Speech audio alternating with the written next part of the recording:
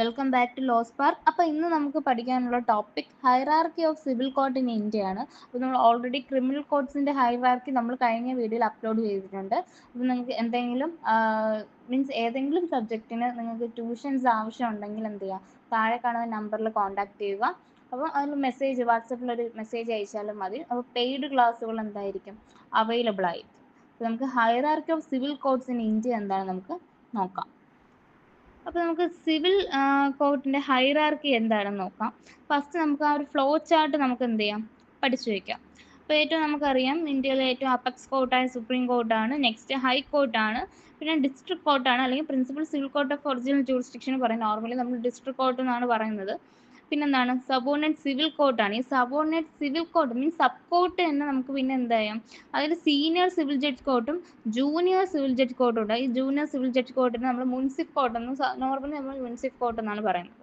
Next village level വരുമ്പോൾ ഈ ന്യായ പഞ്ചായത്തെ കൊണ്ട് ഈ ചെറിയ ചെറിയ കേസൊക്കെ വരുമ്പോൾ, ഈ സിവിൽ കേസ് വരുമ്പോൾ ആ ഒരു നമുക്ക് ന്യായ പഞ്ചായത്തിൽ പോയി എന്ത് ചെയ്യാം, തീർപ്പാക്കാം. പിന്നെ ഈ ലോക് അദാലത്തൊക്കെ വയ്ക്കും. ഈ മൈനർ ആയിട്ടുള്ള ഇഷ്യൂസിനെ നമ്മൾ ലോക് അദാലത്ത് അങ്ങനെ കേസ് കൊടുക്കാറുണ്ട്. എന്നിട്ട് പിന്നെ ഓരോ ഹൈറാർക്കി അനുസരിച്ച് മീൻസ് എന്നിട്ട് കുറച്ചും കൂടെ മീൻസ് സീരിയസ് ആയിട്ടുള്ള ഒഫൻസുകളാണ് നമ്മൾ പിന്നെ എന്ത് ചെയ്യുന്നത്, sub court, district court, high court അങ്ങനെ പോകുന്നത്.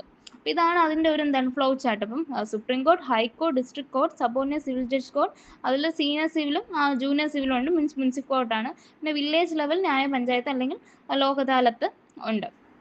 നമ്മൾ ഏകദേശം നമ്മൾ ക്രിമിനൽ കോർട്ടിൽ പഠിച്ച കാര്യങ്ങളാണ് ഇതിലും. പിന്നെ ഇതിൽ വരുമ്പോൾ താഴോട്ട് വരുമ്പോൾ കുറച്ച് മീൻസ് കോടതി വ്യത്യാസം വരുമ്പോൾ മാത്രമേ കാര്യം മാറുന്നുള്ളൂ. ബാക്കിയെല്ലാം മാറ്റർ എല്ലാം സെയിം ആണ്. അപ്പം ക്രിമിനൽ കോർട്ടിൻ്റെ ഹൈറാർക്കി പഠിച്ച ഒരാൾക്ക് ഇതെന്തായിരിക്കും, കുറച്ചും കൂടി ഈസി ആയിരിക്കും. അപ്പം സുപ്രീം കോർട്ട് ഓഫ് ഇന്ത്യയിൽ നമുക്കറിയാം 124 ഓഫ് ദ ആർട്ടിക്കിൾ പ്രകാരം അപ്പെക്സ് കോർട്ടാണ് നമ്മുടെ ഇന്ത്യൻ കോൺസ്റ്റിറ്റ്യൂഷൻ പ്രകാരം അതായത് കോൺസ്റ്റിറ്റ്യൂഷൻ എന്താണ് സുപ്രീം കോടതി നമ്മുടെ അപ്പെക്സ് കോർട്ടാണ്. അതുപോലെ തന്നെ ഹൈക്കോർട്ടിൽ നിന്നുള്ള അപ്പീൽസ് ആണ് ഇവിടെ എന്ത് ചെയ്യുന്നത്, പോകുന്നത് എന്ന് വെച്ചാൽ അപ്പീൽസ് ആണ് സുപ്രീം കോടതിയിലോട്ട് പോകുന്നത്. ഇവിടെ എന്തൊക്കെ കേസ് കേൾക്കും, ഹിയർ സിവിൽ അപ്പീൽ പോകും, പിന്നെ കോൺസ്റ്റിറ്റ്യൂഷണൽ ഇഷ്യൂസ് പോകും, പിന്നെ സ്പെഷ്യൽ ലീവ് പെറ്റീഷൻ അണ്ടർ 136 പ്രകാരം പോകുന്ന സ്പെഷ്യൽ ലീവ് പെറ്റീഷൻ പോകും. പിന്നെ അതുപോലെ തന്നെ നമ്മൾ ആർട്ടിക്കിൾ 32 പ്രകാരമുള്ള നമ്മുടെ റിട്ട് ജൂറിസ്ഡിക്ഷനും ഇവിടെ എന്ത് ചെയ്യും, കേസ് പോവാറുണ്ട് സുപ്രീം കോടതിയിൽ. ഇത് സിവിലിൻ്റെയാണ്, നമ്മൾ ക്രിമിനൽ പഠിച്ചതാണ്. നെക്സ്റ്റ് ഹൈക്കോർട്ടാണ്. ഹൈക്കോർട്ട് എന്താണ്, നിങ്ങൾ സെക്കൻഡ് ആയിട്ട് വരുമ്പോൾ സുപ്രീം കോടതി കഴിഞ്ഞ് നമുക്ക് അറിയാം ഹൈക്കോടതിയാണ്. അതിൽ ആർട്ടിക്കിൾ 226 ആണ് നമുക്ക് ഹൈക്കോടതിയുടെ എന്താണ്, ആർട്ടിക്കിൾ 226 പറയുന്നത് ഹൈക്കോടതിയിൽ പവർ. അപ്പോൾ empowers it to issue writ for enforcement of fundamental right and legal right. അപ്പോൾ ഫണ്ടമെന്റൽ റൈറ്റ് നമുക്ക് നടപ്പിലാക്കാൻ വേണ്ടി നമ്മൾ എന്ത് ചെയ്യാം, റിട്ട് നമുക്ക് ഇഷ്യൂ ചെയ്യാം. അവിടെ എന്തൊക്കെയാണ്, സബോർഡിനേറ്റ് കോർട്ടിൽ നിന്നുള്ള അപ്പീൽസ് പോകാറുണ്ട്. പിന്നെ സിവിൽ റിവിഷൻ പെറ്റീഷൻസ് പോകാറുണ്ട്. റിട്ട് പെറ്റീഷൻ മീൻസ് സിവിൽ മാറ്ററുള്ള റിട്ട് പെറ്റീഷൻ നമ്മൾ ഫയൽ ചെയ്യാറുണ്ട്. പിന്നെ ചില ഒറിജിനൽ സിവിൽ ജൂറിസ്ഡിക്ഷനും എന്ത് ചെയ്യും, സെർട്ടൻ ലൈക്ക് ബോംബെ, കൽക്കട്ട, മദ്രാസ്, ഡൽഹി, ഇവിടെയുള്ള സെർട്ടൻ ഹൈക്കോർട്സിൽ എന്ത് ചെയ്യും, ചിലപ്പോൾ ഒറിജിനൽ സിവിൽ ജൂറിസ്ഡിക്ഷൻ ഉണ്ട്. മീൻസ് നേരിട്ട് നമുക്ക് എന്ത് ചെയ്യാം, ഹൈക്കോടതിയിൽ തന്നെ ഫയൽ ചെയ്യാൻ വേണ്ടിയിട്ടുള്ള ഒരു ഇതും ഉണ്ട്.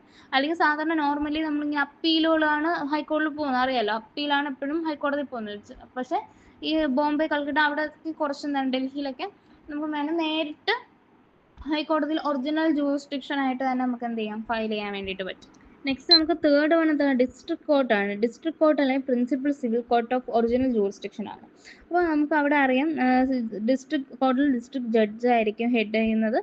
അതുപോലെ തന്നെ അവിടുത്തെ മേജർ ആയിട്ടുള്ള ഹാൻഡിൽ ചെയ്യുന്നത് സിവിൽ ഡിസ്പ്യൂട്ട്. അത് കുറച്ചും കൂടെ നമുക്ക് മോണിറ്ററി വാല്യൂ കുറച്ചും കൂടെ കൂടുതലുള്ളതായിരിക്കും. എന്ന് വെച്ചാൽ എപ്പോഴും നമുക്കറിയാം സിവിൽ കേസിൽ അടി അങ്ങനത്തെ കാര്യങ്ങളൊന്നുമല്ല, വസ്തു തർക്കം, പണ ഇടപാട് അങ്ങനത്തെ കാര്യങ്ങളായിരിക്കും. അതിൽ കുറച്ചും കൂടെ മീൻസ് വലിയ വലിയ എമൗണ്ട് എല്ലാം വരുന്ന കേസ് ഫയൽ ചെയ്യുന്ന ഡിസ്ട്രിക്ട് കോർട്ടിലാണ്. അതുപോലെ ഇമ്പോർട്ടൻ്റ് ആയിട്ടുള്ള ലീഗൽ ഇഷ്യൂസും വരുമ്പോൾ ഫയൽ ചെയ്യുന്നത് ഡിസ്ട്രിക്ട് കോർട്ടിലാണ്.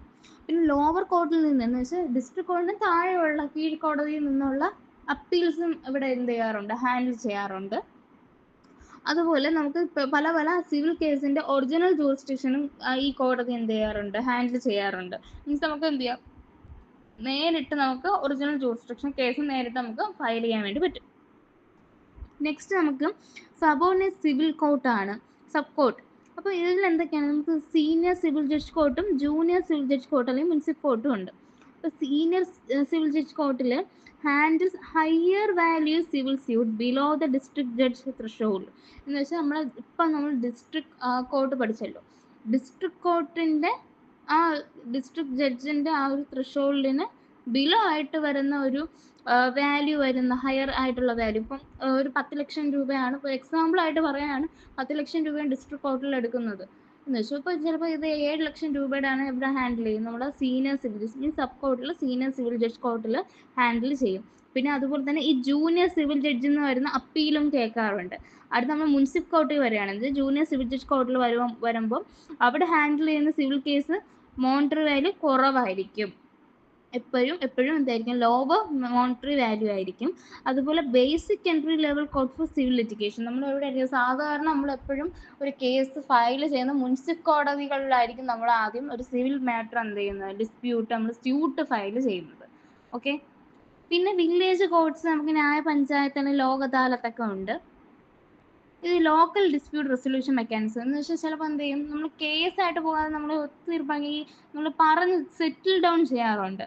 ഇപ്പം handle minor civil dispute like property boundary, simple contract, water usage issue. ഇപ്പം ചിലപ്പോൾ വെള്ളം എടുക്കുന്ന തർക്കം, കിണറ്റിൽ നിന്ന് വെള്ളം എടുക്കുന്ന തർക്കം, അല്ലെങ്കിൽ ചിലപ്പം ഈ പ്രോപ്പർട്ടി അതിരിൻ്റെ തർക്കം. അപ്പോൾ ഇങ്ങനെയൊക്കെ വരുമ്പോൾ നമുക്ക് കോടതിയിൽ പോയാൽ വർഷങ്ങളാവും കേസ്. അപ്പോൾ ഇതേപോലെ വില്ലേജ് കോടതി, ന്യായ പഞ്ചായത്ത്, ലോക് അദാലത്തൊക്കെ പോയി നമുക്ക് പെട്ടെന്ന് എന്ത് ചെയ്യാം, സ്പീഡി റെമഡി കിട്ടും. അതുപോലെ promote quick and inexpensive justice, നമുക്ക് അങ്ങനെ ഭയങ്കര പൈസ ആവത്തില്ല. കാരണം അറിയാലോ, ലോക് അദാലത്തൊക്കെ ആകുമ്പോൾ നമുക്ക് പൈസ ആവത്തില്ല, പെട്ടെന്ന് ക്വിക്കായിട്ട് എന്ത് ചെയ്യും, നമുക്കൊരു ജസ്റ്റിസ് കിട്ടും. അതുപോലെ Lok Adalat are statutory bodies under the legal service authority act 1987. അപ്പോൾ 1987 പ്രകാരം നമ്മൾ ലീഗൽ സർവീസ് അതോറിറ്റി ആക്ടിൻ്റെ അണ്ടറിലാണ് ലോക് അദാലത്തിൻ്റെ സ്റ്റാറ്റ്യൂട്ടറി ബോഡീസിനെ പറ്റിയും പറയുന്നത്.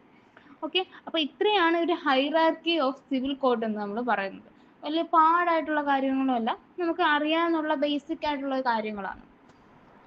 നെക്സ്റ്റ് നമുക്ക് എന്താണ്, ടൈപ്പ് ഓഫ് സിവിൽ ഡിസ്പ്യൂട്ട് ആണ് the court or tribunal that handle dum. അപ്പോൾ നമുക്ക് കോടതി അല്ലെങ്കിൽ ട്രൈബ്യൂണൽ ഏതൊക്കെ തരം സിവിൽ ഡിസ്പ്യൂട്ടുകൾ ഏതൊക്കെ കോടതികളാണ് ഹാൻഡിൽ ചെയ്യുന്നതെന്നാണ് നമുക്ക് പഠിക്കാനുള്ളത്.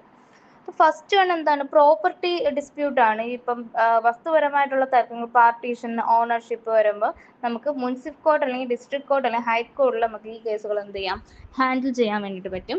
പിന്നെ നെക്സ്റ്റ് നമുക്ക് കോൺട്രാക്ച്വൽ ഡിസ്പ്യൂട്ട് ആണ്. കോൺട്രാക്ച്വൽ ഡിസ്പ്യൂട്ട് ആകുമ്പോൾ നമുക്ക് ജൂനിയർ അല്ലെങ്കിൽ സീനിയർ സിവിൽ ജഡ്ജ്, നമ്മുടെ എന്താണ് മുനിസിപ്പൽ കോടതി അല്ലെങ്കിൽ നമുക്ക് സീനിയർ സിവിൽ ജഡ്ജ് അല്ലെങ്കിൽ ഡിസ്ട്രിക്ട് കോർട്ടിൽ നമുക്ക് ഹാൻഡിൽ ചെയ്യാം. പിന്നെ ലാൻഡ് അക്വിസിഷൻ കേസാണ്. അപ്പം വസ്തു ഏറ്റെടുക്കൽ ആ ഒരു കേസ് വരുമ്പം നമുക്ക് ഡിസ്ട്രിക്ട് കോടതി, അതുപോലെ ഹൈക്കോടതി, സിവിൽ അപ്പലേറ്റ് കോടതികളിൽ നമുക്ക് എന്ത് ചെയ്യാം, സമീപിക്കാം.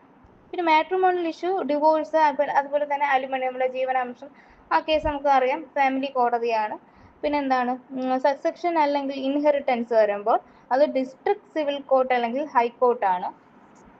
നമുക്ക് കൺസ്യൂമർ കംപ്ലൈൻ്റ് ആണെങ്കിൽ നമുക്കറിയാം കൺസ്യൂമർ കമ്മീഷൻ അല്ലെങ്കിൽ ഡിസ്ട്രിക്ട് അല്ലെങ്കിൽ സ്റ്റേറ്റ് ആൻഡ് നാഷണൽ ലെവൽ കമ്മീഷനിൽ നമുക്ക് കൺസ്യൂമർ കേസെല്ലാം നമുക്ക് ഫയൽ ചെയ്യാം.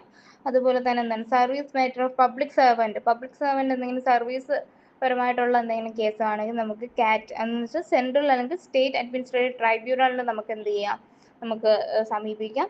അതുപോലെ റെന്റ് ഡിസ്പ്യൂട്ട് അല്ലെങ്കിൽ എവിക്ഷൻ, റെന്റ് ഡിസ്പ്യൂട്ട്. അപ്പോൾ റെന്റ് നമുക്ക് വഞ്ചിയിലൊക്കെ നമുക്ക് എന്തുണ്ട്, റെന്റ് കൺട്രോൾ കോർട്ടുണ്ട്, മീൻസ് RCC കോടതികളുണ്ട്, അല്ലെങ്കിൽ സിവിൽ ജഡ്ജ് കോർട്ടിലൊക്കെ നമുക്ക് സമീപിക്കാം. ഒരു കോർപ്പറേറ്റ് ഡിസ്പ്യൂട്ട് ഒക്കെയാണ്, ഇപ്പം ഷെയർ ഹോൾഡർ ഇഷ്യൂ അങ്ങനത്തെ കേസൊക്കെ വരുമ്പോൾ നമുക്ക് നാഷണൽ കമ്പനി ലോ ട്രൈബ്യൂണലുണ്ട്, NCLT കോടതിയുണ്ട്. അതുപോലെ ബാങ്കിങ് റിക്കവറി കേസാണ്, ഡെപ്റ്റ് റിക്കവറി ട്രൈബ്യൂണലുണ്ട്. Real estate buyer seller dispute ആണ്, റിയൽ എസ്റ്റേറ്റ് റെഗുലേറ്ററി അതോറിറ്റി ഉണ്ട്. നമുക്കപ്പോൾ ഇതിൽ നിന്നൊക്കെ എന്ത് മനസ്സിലാക്കാം, ഒരുപാട് പല മീൻസ് ഡിസ്പ്യൂട്ടുകൾക്കും പല ട്രൈബ്യൂണൽ കോടതികൾ നമുക്കുണ്ട്. അപ്പം ആ കാര്യത്തിന് ഇപ്പോൾ നമുക്ക് ഫെമിലിയർ ആയിട്ടുള്ള കാര്യമാണ് കൺസ്യൂമർ കോടതി. കൺസ്യൂമേഴ്സിന് ഏതെങ്കിലും ഒരു പേഴ്സൺ അഗ്രീവ്ഡ് ആയാൽ ആ പേഴ്സണ് എവിടെ സമീപിക്കാം, കൺസ്യൂമർ കോടതിയിൽ സമീപിക്കാം. അതുപോലെയാണ് ഓരോ കേസ്. അപ്പോൾ നെക്സ്റ്റ് ഇങ്ങനെ ടാക്സ് റിലേറ്റഡ് ആയിട്ടുള്ള സിവിൽ ഡിസ്പ്യൂട്ടാണ്, നമുക്ക് ഇന്ത്യൻ ടാക്സിൻ്റെ അപ്പലേറ്റ് ട്രൈബ്യൂണലിൽ നമുക്ക് അല്ലെങ്കിൽ കസ്റ്റംസിലൊക്കെ നമുക്ക് എന്ത് ചെയ്യാം, സമീപിക്കാം. പിന്നെ ഇന്റലക്ച്വൽ പ്രോപ്പർട്ടി ഇഷ്യൂ വരികയാണ്, ഇപ്പോൾ IPR പോലെ. അപ്പം അവിടെ എന്തുണ്ട്, നമുക്ക് ഇപ്പം ഹൈക്കോടതിയും അതുപോലത്തെ ഇപ്പോൾ ഹൈക്കോടതി ആഫ്റ്റർ ദ ഇപ്പം എന്താണ് അബോളിഷൻ കാരണം ഇപ്പോൾ ഹൈക്കോടതിയിൽ ഈ കേസൊക്കെ എടുക്കാറുണ്ട് നമ്മുടെ ഇന്റലക്ച്വൽ പ്രോപ്പർട്ടി. പിന്നെ ലേബർ ആൻഡ് എംപ്ലോയ്മെന്റ് ഡിസ്പ്യൂട്ട് ആകുമ്പോൾ ലേബർ കോർട്സും അതുപോലെ ഇൻഡസ്ട്രിയൽ ട്രൈബ്യൂണൽസും നമുക്കുണ്ട്. അപ്പോൾ നമുക്ക് കൺക്ലൂഡ് ചെയ്യുകയാണെങ്കിൽ സിവിൽ കോടതി ഹൈറാർക്കി നമ്മൾ പഠിച്ചു. അപ്പോൾ ഒരു വെൽ സ്ട്രക്ചേർഡ് ആയിട്ടുള്ള ഒരു ഹൈറാർക്കിയാണ് നമ്മൾ പഠിച്ചത്. ഓരോ ലെവലിലും നമുക്ക് റെമഡീസ് കിട്ടുന്നു. ഇപ്പം എവിടെ നിന്നാണ് സ്റ്റാർട്ട് ചെയ്യുന്നത്, വില്ലേജ് കോടതി തൊട്ട് സുപ്രീം കോടതി വരെ നമുക്ക് എന്ത് ചെയ്യാം, പോകാൻ വേണ്ടി പറ്റും. അതുപോലെ തന്നെ എന്താണ് ഓരോ ട്രൈബ്യൂണൽസ് ഉണ്ട്, അതുപോലെ വേറെ ഓൾട്ടർനേറ്റ് ഡിസ്പ്യൂട്ട് റെസൊല്യൂഷൻ ഫോറം ഉണ്ട്, നമുക്ക് സെറ്റിൽമെന്റ് ഒക്കെ ചെയ്യാം, നമ്മുടെ ലോക അദാലത്ത് വഴി നമുക്ക് സെറ്റിൽമെന്റ് വഴി കേസ് ഒത്തുതീർപ്പാക്കാൻ പറ്റും. മീൻസ് ഔട്ടർ കോർട്ട് സെറ്റിൽമെന്റ് എന്നാണ് പൊതുവെ അറിയപ്പെടുന്നത്. അപ്പൊ ഇങ്ങനെ ഈച്ച് ലെവലിൽ ഓരോ എന്തുണ്ട്, മീൻസ് ഓരോ ഫങ്ഷൻസും അതുപോലെ ഓരോ റെമഡീസും നമുക്ക് കിട്ടുന്നുണ്ട്. അപ്പോൾ ഓക്കെ ഫ്രണ്ട്സ്, നമുക്ക് നെക്സ്റ്റ് വീഡിയോയിൽ കാണാം. അപ്പോൾ എന്തെങ്കിലും ഡൗട്ട് ഉണ്ടെങ്കിൽ നിങ്ങൾ എന്ത് ചെയ്യുക, ഒന്നെങ്കിൽ കമൻറ്റ് ബോക്സിൽ അറിയിക്കുക, അല്ലെങ്കിൽ ജസ്റ്റ് ഒന്ന് വാട്സപ്പിൽ മെസ്സേജ് ഇടുക. നോട്ട്സ് നിങ്ങൾക്ക് വേണമെന്നുണ്ടെങ്കിൽ ജസ്റ്റ് ഒരു മെസ്സേജ് എഴുതുക, പ്രൊവൈഡ് ചെയ്യുന്നതാണ്. അപ്പോൾ ആർക്കെങ്കിലും പേഴ്സണൽ ട്യൂഷൻ ആവശ്യമുണ്ടെങ്കിൽ എന്ത് ചെയ്യുക, എക്സാം ഓറിയൻറ്റഡ് ക്ലാസ്സുകളായിരിക്കും. അപ്പം ജസ്റ്റ് ഒരു മെസ്സേജ് ഇട്ടാൽ മാത്രം മതി. അപ്പോൾ ഓക്കെ ഫ്രണ്ട്സ്, നമുക്ക് നെക്സ്റ്റ് വീഡിയോയിൽ കാണാം.